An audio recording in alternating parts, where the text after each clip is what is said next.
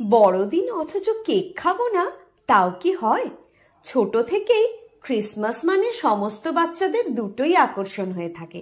এক তো ক্রিসমাস ইভে মাথার কাছে মোজা রাখা, সান্তা ক্লজের থেকে গিফট পাওয়ার আশায়, আর দ্বিতীয়টা হলো ক্রিসমাস স্পেশাল এই প্লাম কেক।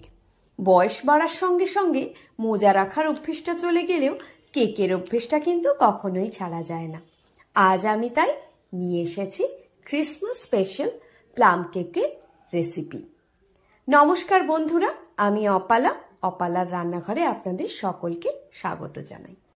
প্রথমেই নিয়ে নিয়েছি 1/3 কাপ টুটি ফ্রুটি আর 1/4 কাপ করে সাদা কিশমিশ আর কালো কিশমিশ।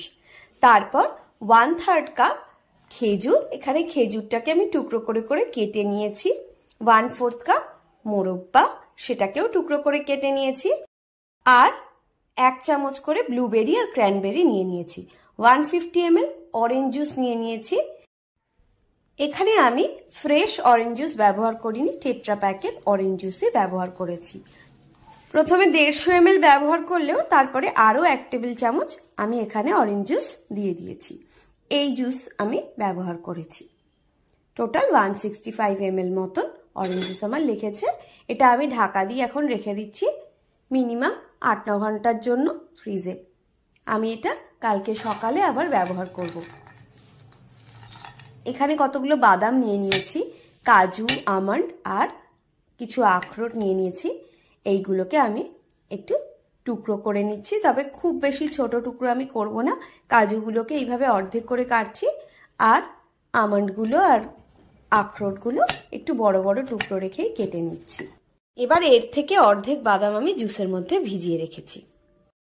গতকাল সমস্ত ড্রাই ফ্রুটসগুলো আমি রেডি করে রেখেছিলাম।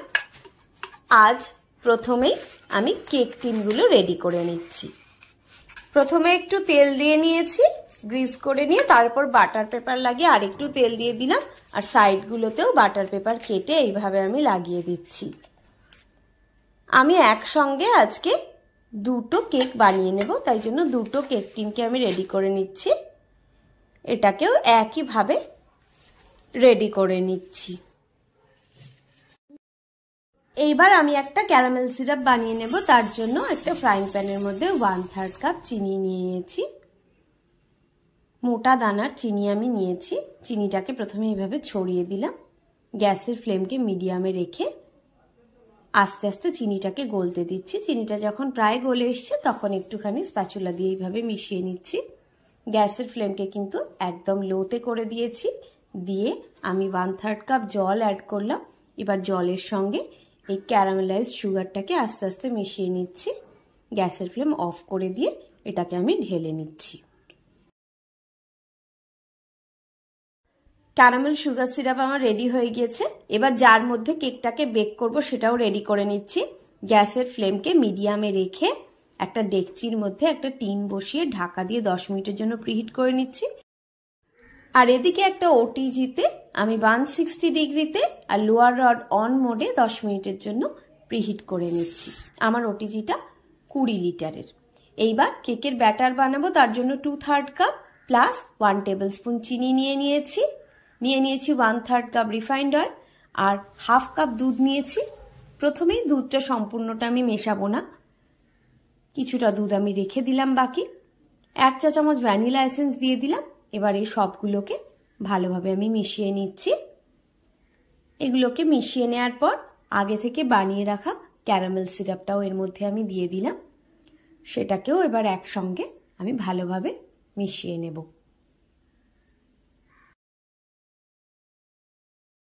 সবকিছুকে একসঙ্গে মিশিয়ে নেওয়া হয়ে গিয়েছে। এবার একটা বড় সাইজের ছাঁকনি নিয়ে নিয়েছি এখানে 1.5 কাপ ময়দা। যে কাপের মাপে ময়দাটা মেপে নিয়েছি তার 1 কাপ হচ্ছে 250 ml আর 1/2 কাপ হচ্ছে 125 ml। 1/3 কাপ মিল্ক পাউডার নিয়ে নিয়েছি। 1 চা চামচের চেয়ে একটু কম দারচিনি পাউডার, 1/2 চা চামচ ড্রাই জিঞ্জার পাউডার আর 1/3 চা চামচ নুন। এবার এই সবগুলোকে একসাথে আমি ভালোভাবে ছেঁকে নিচ্ছি, যাতে এর মধ্যে কোনো দানা না থেকে যায়। একটু লাস্টে এইভাবে চামচ দিয়ে আমি ঘষে নিলাম। সবগুলো আমার ছেঁকে নেওয়া হয়ে গিয়েছে। এবার এটাকে আমি ভালোভাবে মিশিয়ে নিচ্ছি একটা হ্যান্ড হুইস্কের সাহায্যে। প্রথম অবস্থায় এটা একটু গাঢ়ই থাকবে। অল্প একটু দুধ আমি দিলাম। এবার এটাকে আমি ভালোভাবে মিশিয়ে নিচ্ছি।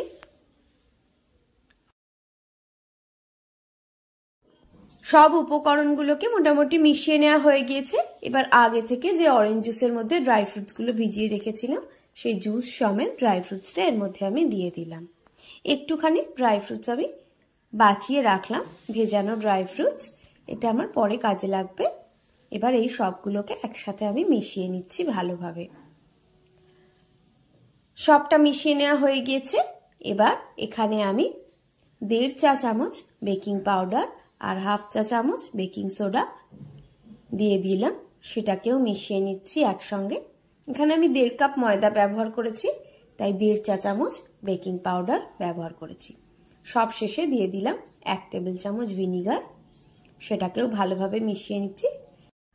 ভিনিগার দেওয়ার পর কিন্তু অতিরিক্ত মিক্স করবেন না, হালকা হাতে পুরোটাকে ভালোভাবে মিশিয়ে নেবেন।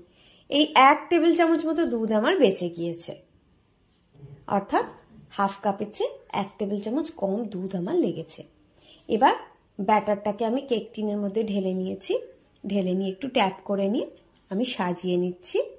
ওপরে কিছু ড্রাই ফ্রুটস দিয়ে আর টুটি ফ্রুটি দিয়ে আমি সাজিয়ে নিয়েছি। এইবার প্রিহিট করে রাখা ডেকচিটার মধ্যে এই কেক টিনটাকে আমি বসিয়ে দিচ্ছি। গ্যাসের ফ্লেমকে লো টু মিডিয়ামে রেখে 50-55 মিনিট মতন আমি এটাকে বেক করে নেব। প্রথমে 40 মিনিট বেক করে নেওয়ার পর আমি একটু চেক করে নেব, তারপর গ্যাসের ফ্লেমটাকে একদম লোতে করে দিয়ে বাকি সময়টুকু আমি বেক করব। কিন্তু অন্য কেক টিনটার মধ্যে অবশিষ্ট ব্যাটারটা আমি ঢেলে দিলাম, সেটাকেও একইভাবে ডেকোরেট করে নিচ্ছি। এইবার এটাকে প্রিহিট করে রাখা ওটিজিটার মধ্যে আমি ঢুকিয়ে দিচ্ছি।